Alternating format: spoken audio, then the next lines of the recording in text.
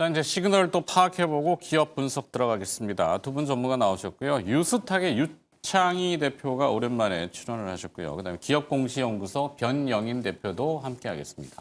안녕하세요. 네, 안녕하십니까. 네. 자, 내용을 또 정리해봐야 되니까 김유정 아나운서 무슨 내용일까요? 또 오르는 기업만 또 얘기해 줄 것 같긴 한데 보시죠.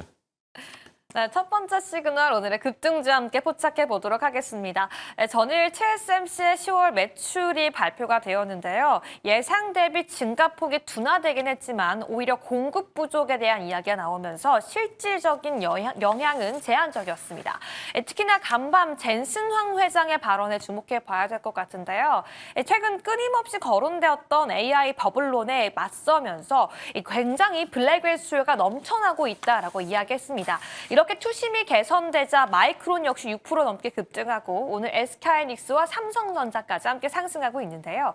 메리츠증권에서는 SK하이닉스의 적정 주가를 무려 91만 원 제시하고 있고요. 시장 일각에서는 100만 원까지 목표치를 보고 있습니다. 이렇게 흐름이 개선된 데에는 이 UBS의 리포트 역시 한몫했는데요.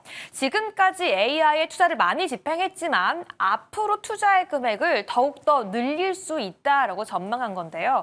그만큼 AI에 대한 투자의 양과 속도가 가속될 수 있다는 전망 역시 하이닉스와 반도체 종목들에 대한 긍정적인 전망으로 이어지고 있습니다. HBM4에 대한 가격 역시 높아질 것으로 전망하고 있는 가운데 SK하이닉스 과연 어디까지 상승할 수 있을지 현 구간에서의 투자 전략 지금 바로 함께 알아보도록 하시고요. 다음 종목도 함께 체크해 보도록 하겠습니다. 2차 전지 종목들 오늘 장 초반 대비 상승폭을 가파르게 뛰어오르고 있습니다. 에코프로 그룹주도 그 중심에 있는데요. 이 시장은 수요 회복의 구간이라고 평가하고 있습니다. 바로 2026년까지 배터리의 수요가 무려 31%까지 증가할 거라고 전망하고 있는데요. 전기차의 캐즘에도 불구하고 로봇, 드론 그 외의 산업에 더 많은 배터리가 필요할 거라고 전망하고 있습니다. 특히나 이것과 더불어 탄산리튬 가격의 급증세까지 한몫하고 있는데요. 간밤 사이에만 7% 넘게 급등하기도 했고요. 물론 CATL이 중국 내에서 리튬 광산 생산의 재가동 소식을 전했음에도 불구하고 탄산리튬 가격 상승엔 큰 영향이 없을 거라고 전망하고 있는데요. 오늘 다시 한번 급등하고 있는 2차 전지 섹터 그 이유와 앞으로에 대한 전망까지 지금 바로 함께 알아보시죠. 자, 조금 숨을 고를 필요가 있어 보입니다. 속도가 좀 빨랐어요. 우리 시장의 특징이 일단은 전진 그러는데 막 후퇴 그러면 또 그러니까 이게 자꾸 냄비 시장이라는 표현을 쓰는데 아시아 마켓 전 세계 시장에서 우리 주시장이 제일 뜨거운 것 같아요, 그죠? 속도도 그렇고 어찌됐건 그 중심에 또 SK 하이닉스가 있고 60만 원은 이제 기준가가 좀 돼버린 듯한. 네. 기준가라니까 좀 웃기네. 네. 60만 원, 삼성전자 10만 원. 뭐 여기가 디폴트 값이잖아요. 그걸 벗어나면은 밑으로 내려가면 막 당겨 올라오고 그 위로 벗어나는 건 그냥 다들 좋아하니까 냅두는 것 같고. 자, SK 하이닉스부터 가보죠. 어느 분이 네. 제가 하겠습니다. 본인 순서다 싶으면은 네, 지명을 안 해도 하시면 됩니다. 유창희 대표 해주세요. 네, 그러니까 지금 어쨌든 이제 하이닉스가 파죽지세잖아요. 네. 다시 한번 또 신고가가 오늘 갱신이 됐는데 뭐 그런 것 같아요. 그러니까 뭐 하락은 언젠가 나오겠죠. 뭐 지난주 하락도 하락이었던 것이고 지난 뭐 4월과 같은 혹은 뭐 재작년과 같은 계속된 하락도 나올 수 있다고 판단하고 있지만 그게 지금 당장은 아니라 생각을 좀 하고 있는 것 같습니다. 저도 그렇게 보고 있고요. 네. 결국에 이 상승의 끝은 반도체 쪽에서 나오겠죠. 근데 그것은 지금은 아니고 이게 또 내년일지 10년 뒤일지는 그것도 우리가 가늠할 수 없기 때문에 결국에는 아까 처음에 브리핑 하실 때 말씀하신 것처럼 지금 대장이라는 게 이 시장의 주도주라는 게 확정이 되었으면 그 주도주의 그 위상이 변하지 않는다라면 네. 약간의 굴곡은 있을 수 있다라고 판단하겠지만 그 굴곡 때문에 매수를 못하는 우를 범할 필요는 없지 않을까 판단을 좀 하고 있고요. 그럼 이제 가격이라는 게 문제인 것인데 그럼 하이닉스가 얼마까지 갈 것인가? 뭐 방금 증권사 리포트 보니까 뭐 80 얼마요? 뭐 얘기도 나왔다고. 91만 원 네. 얘기도 나왔는데 100만 원도 있고. 네. 근데 충분히 뭐 불가능하지 않은 게 지금 하이닉스의 내년의 예상 이익을 지금 최소로 50억을 잡고 있고요. 그리고 많게 보는 쪽은 한 70억에서 80억도 좀 보고 있다고 하는데 지금 하이닉스의 시가총액이 오늘 올라와서 460조예요.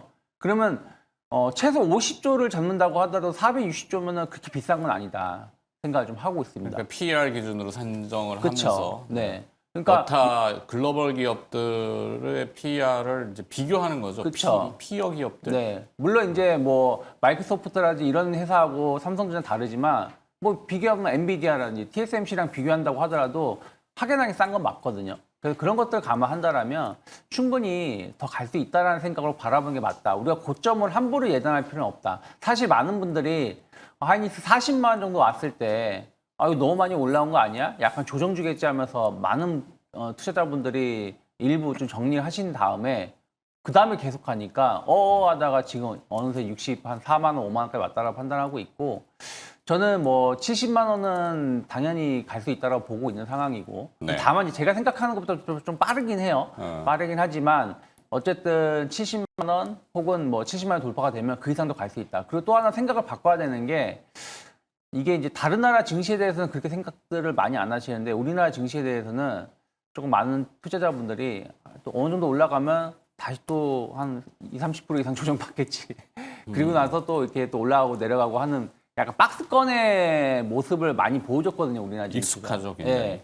근데 그러한 모습을 보여주다가도 한번 박스 상단이 돌파가 되면 상당히 무섭게 올라오는 사례가 많이 있었습니다. 뭐 2000년 2003년, 4년에도 있었고, 2008년에도 있었고, 또 그 코로나 때, 2000년 때, 2020년에도 있었다는 거죠. 그리고 네. 나서 지금 이제 3,000을 이제 돌파시킨 거기 때문에 3,000 돌파시켜서 4,000을 온 것이면 여기서 조금 더 갈 수 있다. 뭐 5,000까지도 저는 불가능하지 않다. 이게 올해가 아니라 내년 상반기라든지 내년까지 봤을 때 5,000은 불가능하지 않다라고 보고 있기 때문에 증시가 완벽하게 상승이 꺾였다는 신호가 나오기 전까지는 하이닉스 혹은 삼성전자는 한 종목 정도는 포트에 있어야지 그래도 시장 수익률을 따라갈 수 있지 않을까 판단하고 있습니다. 그렇죠. 뭐 계속 반복적인 내용이었어요. 뭐 나오시는 전문가들마다 뭐 시장이 사실 그거를 또 증명해줬고 물론 이제 정상이 어디인지는 모르죠.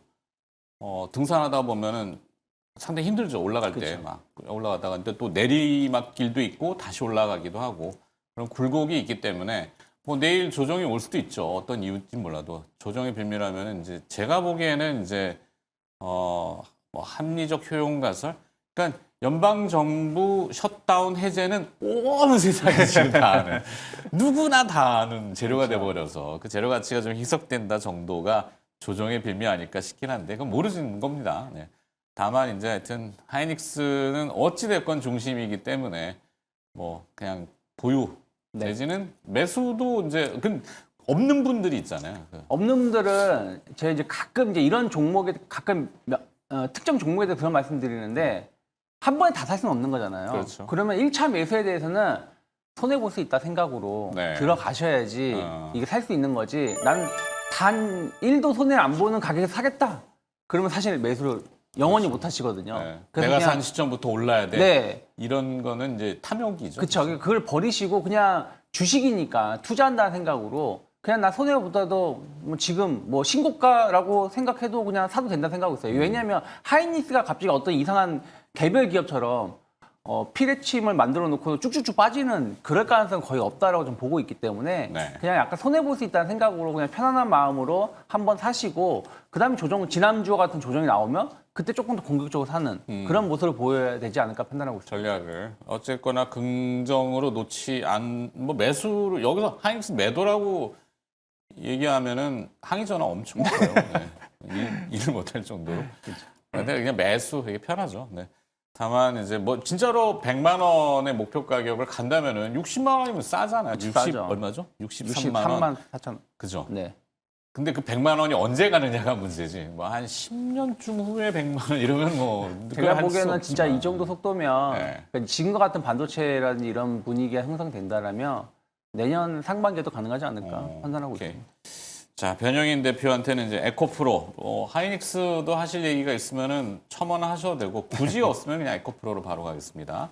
자, 에코프로도 오늘 오르나요?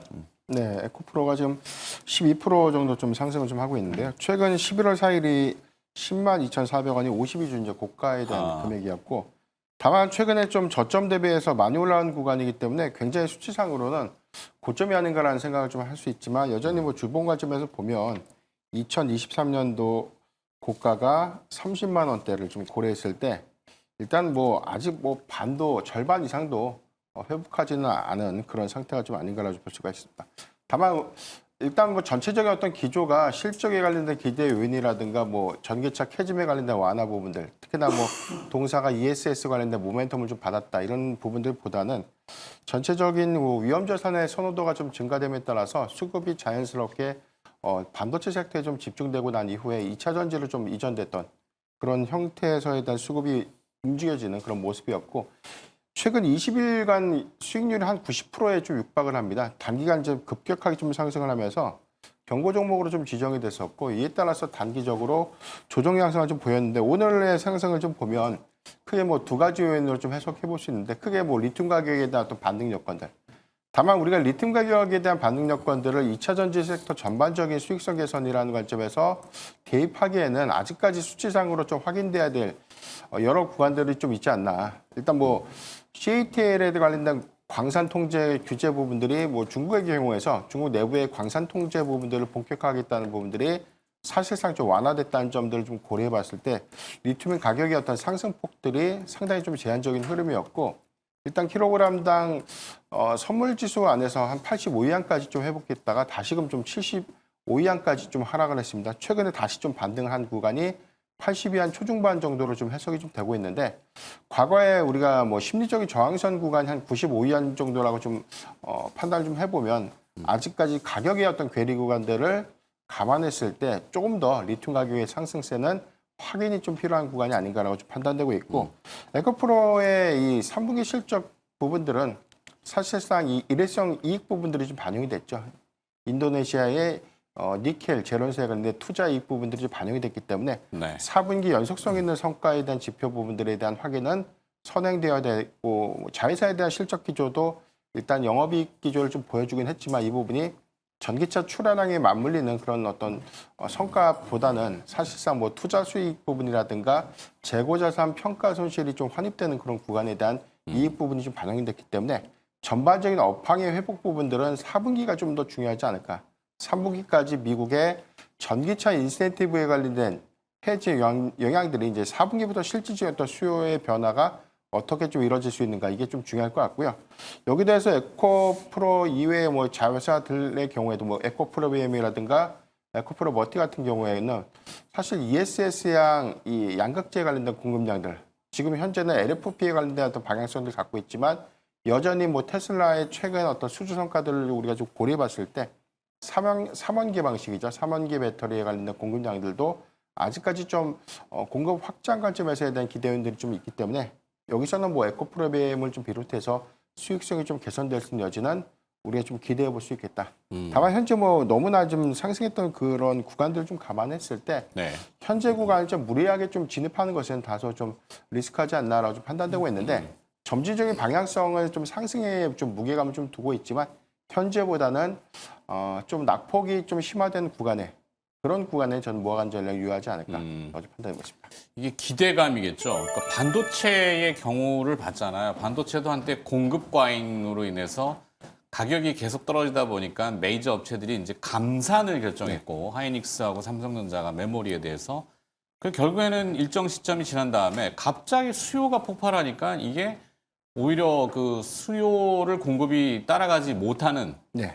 현상이 돼서 쇼티지라는 게 품귀 현상으로 인해서 반도체가 지금 빵 솟구쳤단 말이에요.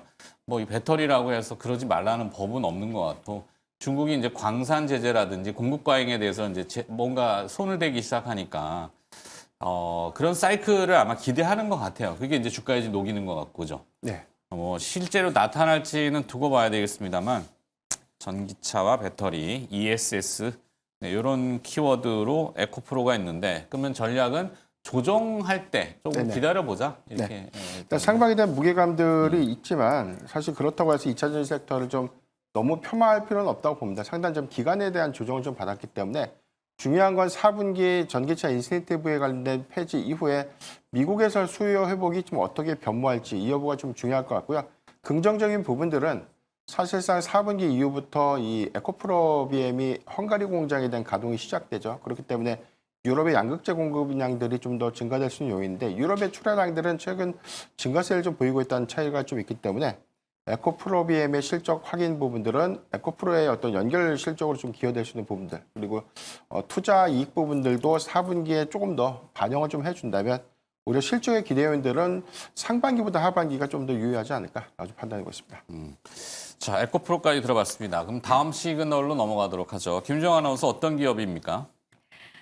네, 두 번째 시그널 함께 포착해 보겠습니다. 엔비디아 효과의 황제주의 자리를 지킬 수 있을까요? 두산 같은 경우에는 엔비디아에서 블랙의 루빈의 강력한 수요를 확인해 주자 AI 슈퍼사이클의 최대 수혜주로 주목받고 있는데요. 두산의 주요 계열사들까지 호실적을 내고 두산까지 실적이 2배 이상 증가한 모습을 보이자 증권가에선 목표 주가 135만 원을 제시하고 있습니다.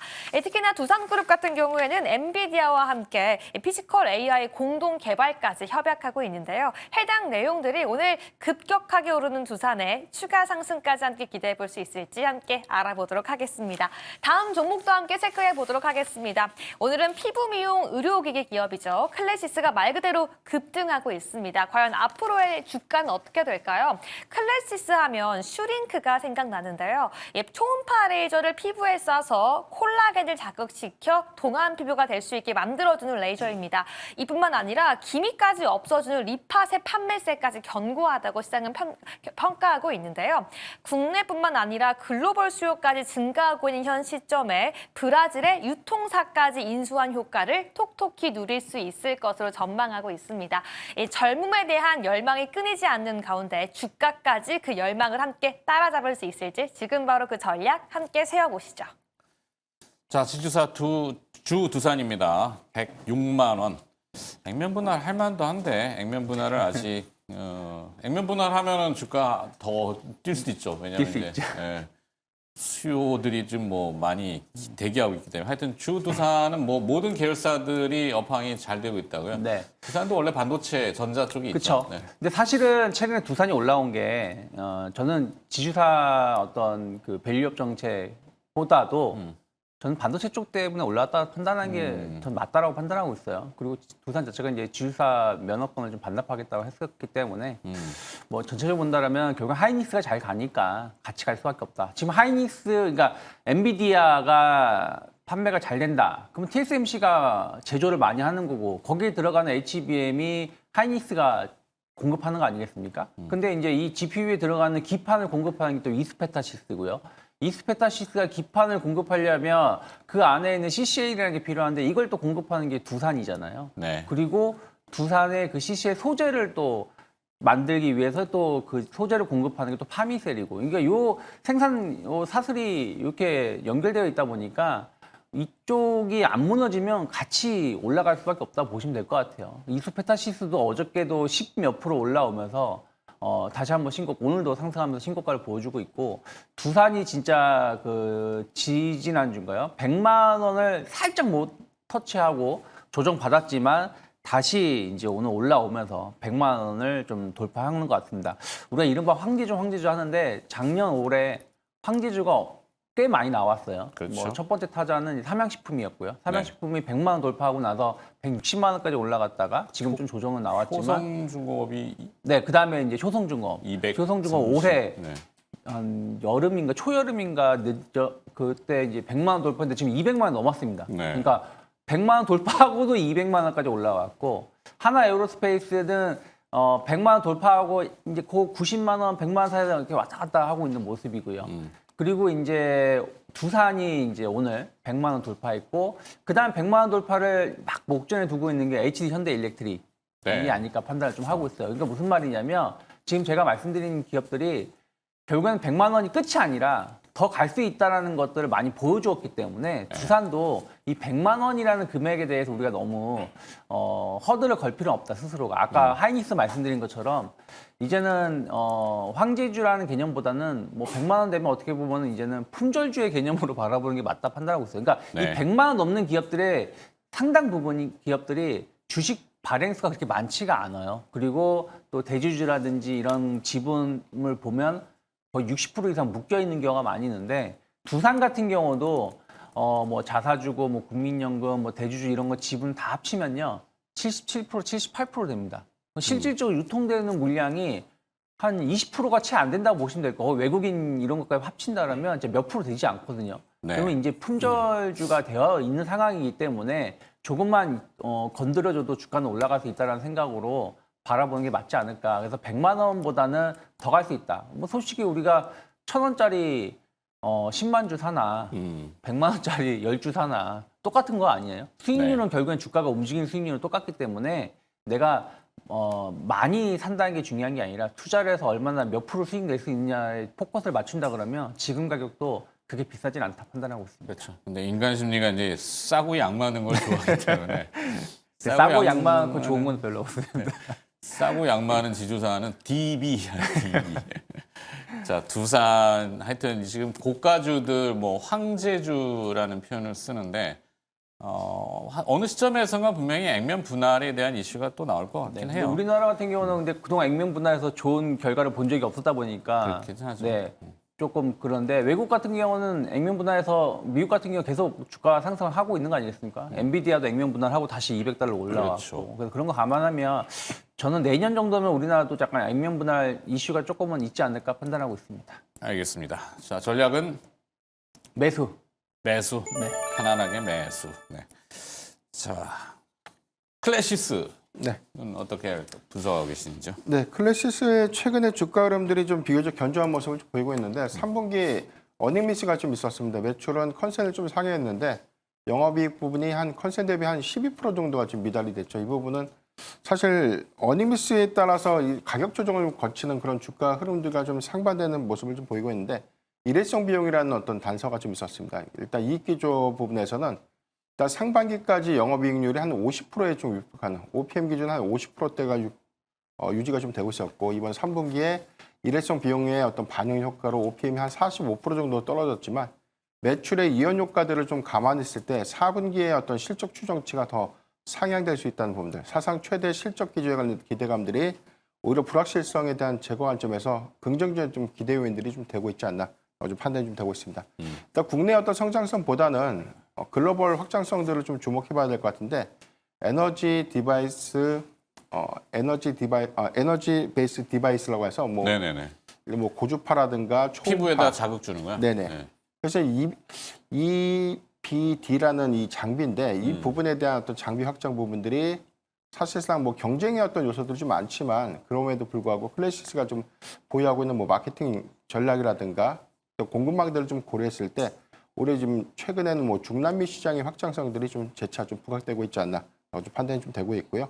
이 부분은 뭐 내수 시장의 부분들에 대한 포화 부분들을 해외 시장에서 충분히 좀 상쇄할 수 있는 그런 부분들이기 때문에 충분한 좀 기대 요인들 관점에서는 오히려 좀 4분기 실적도 우리가 좀 주목을 해봐야 되지 않을까 좀 판단이 좀 되고 있습니다. 네. 일단 피부 미용 의료기기 시장에 관련된 종목별 편차가 좀 크게 나타나지고 있는데 스킨부스터 시장의 성장성들이 좀 너무 좋다 보니까 그동안 뭐 대장주격으로 클래시스가 수급을 좀 다 가져갔다면 최근에는 뭐 파마리서치로 좀 이관되는 그런 모습을 좀 보이고 있는데 시총의 여력들이 이전 고점 대비 5월 12일 주가였죠. 74,400원 대비해서 아직 좀 많이 하락한 부분들을 좀 보여주고 있는데 성장성에 대한 제한들보다는 오히려 확장성 관점인데 수급의 어떤 쏠림 방향들이 좀 다소 양분화되면서 좀 발생되지 않았나라고 보는데 이제부터라도 클래시스의 어떤 성장 기조들이 본격적으로 좀 확인될 수 있는 구간은 뭐 4분기 이후에 글로벌 시장의 어떤 변수 요인들을 좀 차치하더라도 네. 내년도에 좀 충분한 좀 기대 요인들이 될 수 있지 않을까라고 좀 판단하고 있습니다. 네.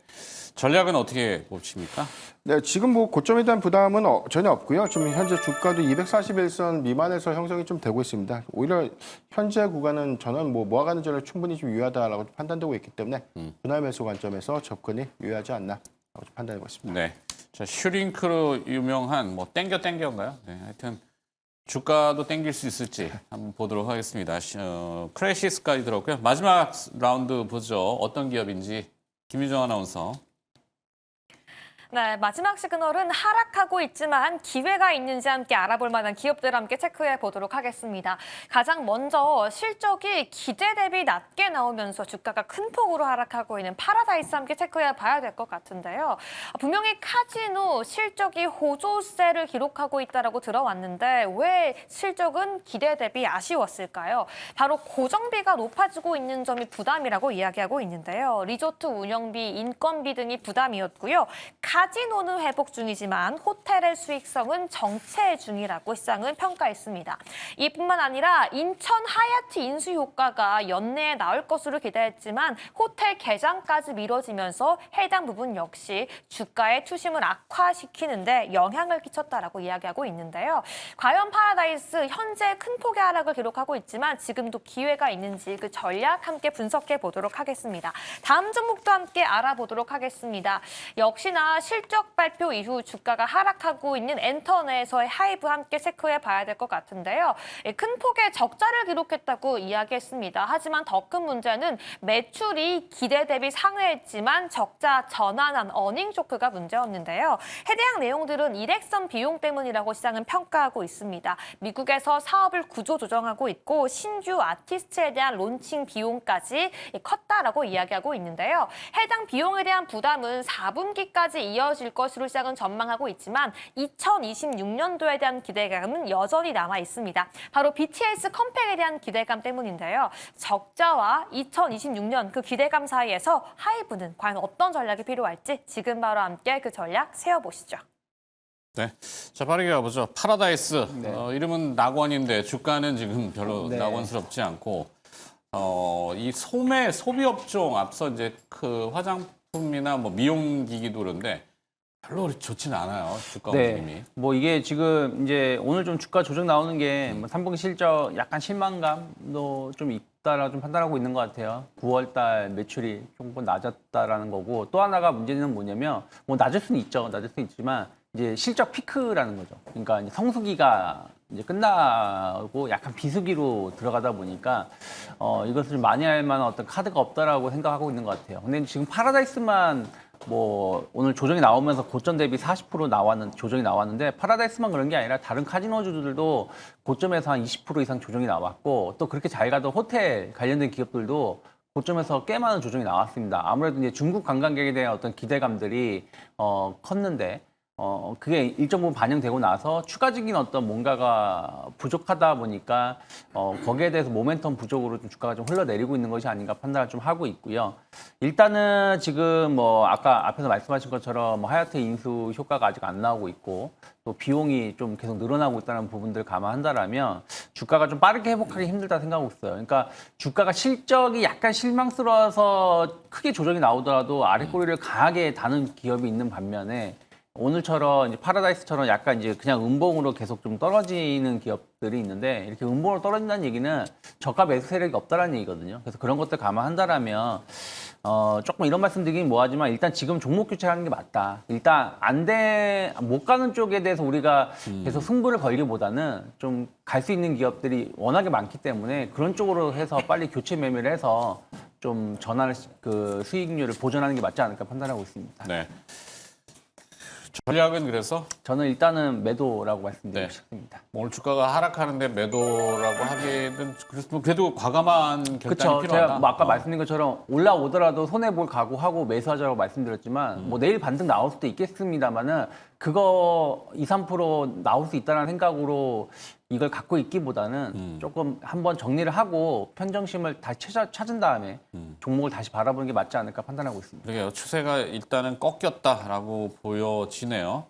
파라다이스 받고 그다음에 하이브 엔터 업종도 네. 요즘 무거워요. 네. 실적도 좀 실망스러웠던 것 같고 어떻게 분석하십니까? 일단 실적의 기대치가 좀 높아진 부분에서 나왔던 영업이익 적자 전환 부분들이 오늘 뭐 주가 조정에 가장 큰 사유가 좀 되지 않나라고 볼 수 있는데 아까 이 아나운서님이 좀 브리핑했던 것처럼 일단 뭐 사상 최대 분기 최대 매출을 좀 달성했다는 관점. 다만 이익 기조가 일회성 비용에 대한 반영이 인식 때문에 사실상 적자 전환을 좀 한 셈인데 일단 엔터사들의 업계 특성을 좀 고려를 해봐야 될 것 같습니다. 해당되는 어떤 일회성 비용이라는 게 소멸성 비용이긴 하지만 투자 비용으로 좀 계산이 좀 돼야 되지 않을까라고 판단되고 있고 이 부분은 뭐 해외 아티스트들에 대한 IP 확보를 위한 또 투자 부분들 그리고 북미 사업에 대한 일회성 현재 투자 비용들이 이번 3분기 그리고 일부 뭐 4분기까지 영향을 좀 끼칠 수도 있겠지만 성장 기조에 관련된 부분들 매출이 뭐 크게 같이 감소하면서 오히려 이익 기조도 오히려 좀 적자 전환됐다면 오히려 좀 악재로 좀 인식될 수 있는 부분인데 매출 성장성들이 좀 유지되고 있다는 관점에서 선제적인 투자 비용들이 같이 좀 적용되는 구간이다라는 점을 좀 감안했을 때 이번 3분기를 좀 기점으로 보면 4분기는 오히려 수익성 개선 내지 그리고 2020년도에 확장성 관점에서는 충분한 좀 기대 요인들이 좀 될 수 있지 않을까라고 좀 판단되고 있습니다. 내년도 BTS의 완전체 활동이 좀 예상되고 있습니다. 전체적인 어떤 이 해외 투어 일정들이 구체화가 좀 된다면 블랙핑크를 좀 크게 좀 상회할 수 있는 공연 수익이라든가 MD 매출에 관련된 부가이익 부분들 그리고 여기도에서는 뭐 저연차 아티스트들과에 대한 어떤 융화 부분들이 내년도 상반기 이후에 하이브의 어떤 성장 동력으로 좀 작용될 수 있는 부분들이기 때문에 일단 3분기 실적에 너무 실망할 필요는 없다라고 볼 수 있겠고요. 네. 최근에 추세선을 좀 이탈하는 흐름들을 보여주고는 있지만 오히려 30만 원대를 좀 하회했던 현재 구간은 저는 오히려 좀 충분한 좀 매수의 기회가 좀 될 수 있지 않을까라고 좀 판단하고 있습니다. 네. 전략은 어떻게 가져갈까요? 예, 현재 구간 저는 뭐 분할 매수 관점에서 충분히 좀 진입 가능하지 않을까. 분할 매수로. 그렇죠. AI가 대체하기에는 아직 어려운 분야, 이 엔터, 크리에이티브한 부분에 있어서 하이브의 실적 단발성으로는 주가가 오늘 조정받지만 이건 저가 매수의 기회다. 네. 이렇게 판단하시는군요. 잘 들었습니다. 자, 오늘 뉴스탁의 유창희 대표와 기업공시연구소 변영인 대표 두 분이 수고해 주셨습니다. 고맙습니다.